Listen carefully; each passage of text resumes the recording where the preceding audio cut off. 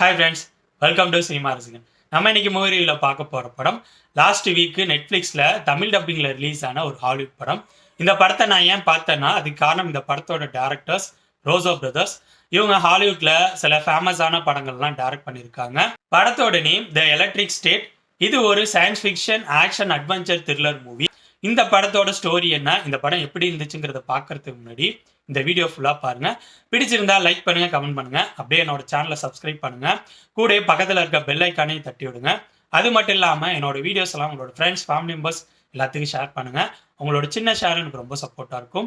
இந்த படத்தோட ஸ்டோரி 90களில் நடக்கிற மாதிரி காட்டுறாங்க. 90களிலே உலகம் அட்வான்ஸா இருக்கு. அந்த டைம்லேயே மனுஷங்களோட சப்போர்ட்காக ரோபோட்ஸ் உருவாக்கப்படுது.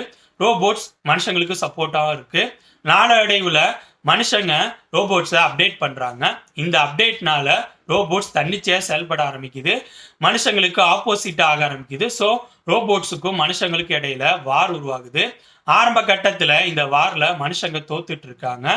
சென்டர் அப்படிங்கிற ஒரு அமைப்பு உருவாகி அது மூலம் மனுஷங்க வாரில் ஈடுபடுறப்ப ஜெயிக்க ஆரம்பிக்கிறாங்க. வாரோட எண்டில் சென்டர்ஸோட உதவியோட மனுஷங்க ஜெயிச்சிடுறாங்க. ரோபோட்ஸ் எல்லாம் தனியாக ஒரு ஏரியாவில் அடைக்கப்படுதுங்க. இந்த சென்டர்ஸ் காலப்போக்கில் மனுஷங்களை ஃபுல்லாக கண்ட்ரோல் பண்ண ஆரம்பிக்குதுங்க. மனுஷங்க எல்லாம் சோம்பேறி ஆகிடுறாங்க. இன்னொரு பக்கம் ஹீரோயினோட ஸ்டோரியில் தன்னோட பாசமான தம்பியை ஹீரோயின் ஆக்சிடென்ட்ல இழந்துடுறாங்க. இப்போ சென்டர்ஸோட உதவியில் மற்ற மனுஷங்கள் இருந்தாலும் ஹீரோயினுக்கு சென்டர் மேலே நம்பிக்கை இல்லை. ஸோ தன்னால் தன்னிச்சையாக என்ன பண்ண முடியுமோ அதை பண்ணிட்டு வாழ்ந்துட்டு இருக்காங்க. ஒரு கட்டத்தில் ஹீரோயினுக்கு தன்னோட தம்பியை ஞாபகப்படுத்துகிற மாதிரி சில விஷயங்கள் நடக்குது. ஸோ தன்னோட தம்பி உயிரோடு இருப்பானோ அப்படிங்கிற யோசனையில் தன்னோட தம்பியை தேடி போக ஆரம்பிக்கிறாங்க. இதுக்கப்புறம் படத்தில் நடக்கிற சம்பவங்கள் தான் த எலக்ட்ரிக் ஸ்டேட். இந்த படத்தோட பாசிட்டிவ்ஸ் அண்ட் நெகட்டிவ்ஸை கலந்து ஷார்ட்டாக பார்த்துருவோம். ஃபர்ஸ்ட் இந்த படத்தோட டெக்னிக்கல் விஷயங்கள் பற்றி சொல்லணும்னா ஒளிப்பதிவு, background music, editing, VFX, production design ஒர்க்குன்னு எல்லா விஷயங்களும் சூப்பராகவே இருந்துச்சு. எல்லாமே ஒரு ஹை ஸ்டாண்டர்டில் இருந்துச்சுன்னே நான் சொல்லுவேன். அடுத்ததான் இந்த படத்தில் நடித்தவங்களோட பர்ஃபார்மன்ஸ் பற்றி சொல்லணும்னா ஹீரோயினா Stranger things famous milli Bobby brown பண்ணியிருந்தாங்க. ஹீரோவா ஸ்டார்லாட் அதாவது கிறிஸ் பிராட் பண்ணியிருந்தாரு. இவங்க 2 பேர் மட்டும் இல்லாமல் படத்தில் நடித்த மற்ற நடிகர்களும் ரோபோட்ஸுக்கு வாய்ஸ் கொடுத்த சில ஃபேமஸான நடிகர்களும் சொல்லிட்டு எல்லாரும் சூப்பராகவே பண்ணியிருந்தாங்க. அடுத்ததாக இந்த படத்தோட ஸ்க்ரீன் பிளே பற்றி சொல்லணும்னா என்னை பொறுத்த வரைக்கும் இந்த படத்தோட ஸ்க்ரீன் பிளே பெரிய சொதப்பல் தான். ஃபர்ஸ்ட் ஹாஃபும் சரி, செகண்ட் ஹாஃபும் சரி. அதுக்கு காரணம் இந்த படத்தில் இவங்க பண்ணியிருந்த ஸ்க்ரீன் பிளே ஒரு சீன் ஸ்டார்ட் ஆகும்போது அந்த சீன் எங்கே முடியும் அப்படிங்கிற மாதிரி நம்மளால் ஈஸியாக யூகிக்கக்கூடிய பேட்டர்னில் தான் இருந்துச்சு. இது படம் ஃபுல்லாகவே இருந்துச்சு. அது மட்டும் இல்லாமல் இந்த படத்தில் இவங்க எந்த கேரக்டரும் ஸ்ட்ராங்காக டிசைன் பண்ணவே இல்லை. ஏன் ஹீரோயின் கேரக்டரையும் ஸ்ட்ராங்காக டிசைன் பண்ணவே இல்லை. அப்புறம் ஹீரோயினுக்கும் அவங்களோட தம்பிக்கும் இடையில இருக்க பாண்டிங்கை இவங்க ஸ்ட்ராங்காக காட்ட ட்ரை பண்ணியிருந்தாலும் அது பெருசாக எமோஷ்னலாக ஒர்க் அவுட் ஆக வேண்டிய இடங்கள் எல்லாம் ஒர்க் அவுட் ஆகவே இல்லை. அது மட்டும் இல்லாமல் இந்த படத்தில் இவங்க வில்லன் கேரக்டரை ஸ்ட்ராங்காக டிசைன் பண்ணவே இல்லை. அதுவும் மிகப்பெரிய நெகட்டிவ் தான் நான் சொல்லுவேன்.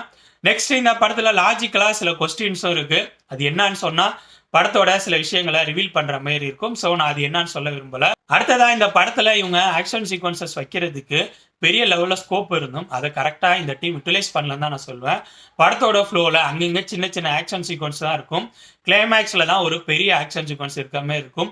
இருந்தாலும் இந்த எந்த ஆக்ஷன் சீக்வன்சஸும் நமக்குள்ள ஒரு இம்பாக்டை கொடுக்குற மாதிரி இல்லை. ஆஹா இந்த ஆக்ஷன் சீக்வன்ஸ் சூப்பராக இருந்துச்சுரா அப்படிங்கிற மாதிரி சொல்கிற மாதிரி ஒன்று கூட இல்லை. ஈவன் தோ கிளைமேக்ஸில் வச்சுருந்த ஆக்ஷன் சீக்வன்சஸும் ரொம்ப சுமாராக தான் இருந்துச்சு. ஸோ இந்த படத்தோட ஆக்ஷன் சீக்வன்சஸும் இவங்க ப்ராப்பராக ஒர்க் அவுட் பண்ணவே இல்லை.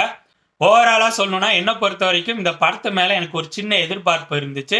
அதுக்கு காரணம் இந்த படத்தோட டேரக்டர்ஸ். பட் இவங்க பெருசாக சொதப்பிட்டாங்கன்னு தான் நான் சொல்லணும். ஸ்க்ரீன் பிளே பெருசாக ஸ்ட்ராங்காக இல்லை. யூகிக்கக்கூடிய ஸ்க்ரீன் பிளே, ரைட்டிங்கும் ஸ்ட்ராங்காக இல்லை. எந்த கேரக்டர்ஸும் ஸ்ட்ராங்காக டிசைன் பண்ணவே இல்லை. ஆக்ஷன் சீக்வன்சஸும் ரொம்ப சுமாராக இருந்துச்சு. ஸோ இந்த படம் ஃபுல்லாக பார்க்குறப்ப சொல்லிக்கிற மாரி எந்த விஷயமும் இல்லை. இந்த படம் மேபி சின்ன பசங்களுக்கு பிடிக்கலாம். பட் பெரியவங்களுக்குலாம் இந்த படம் பிடிக்க வாய்ப்பே இல்லை. என்னோட ரிவ்யூ பேஸ் பண்ணி முடிவு பண்ணிக்கோங்க இந்த படத்தை பார்க்கலாமா வேணாமான்னு. நான் ஆல்ரெடி சொன்ன மாரி இந்த படம் நெட்ஃப்ளிக்ஸில் தமிழ் டப்பிங்கில் இருக்குது. ஓகே ஃப்ரெண்ட்ஸ், இந்த வீடியோ உங்களுக்கு பிடிச்சிருக்குன்னு நினைக்கிறேன். தேங்க்ஸ் ஃபார் வாட்சிங். இந்த வீடியோ பிடிச்சிருந்தா லைக் பண்ணுங்கள், கமெண்ட் பண்ணுங்கள், ஷேர் பண்ணுங்கள். அப்படியே சினிமா ரசிகன் சேனலை சப்ஸ்கிரைப் பண்ணுங்கள். கூடவே பக்கத்தில் இருக்க பெல் ஐக்கானையும் கிளிக் பண்ணுங்கள். அப்போ தான் நம்ம போடுற வீடியோஸ் உடனுக்குடன் வந்து சேரும். தேங்க்யூ.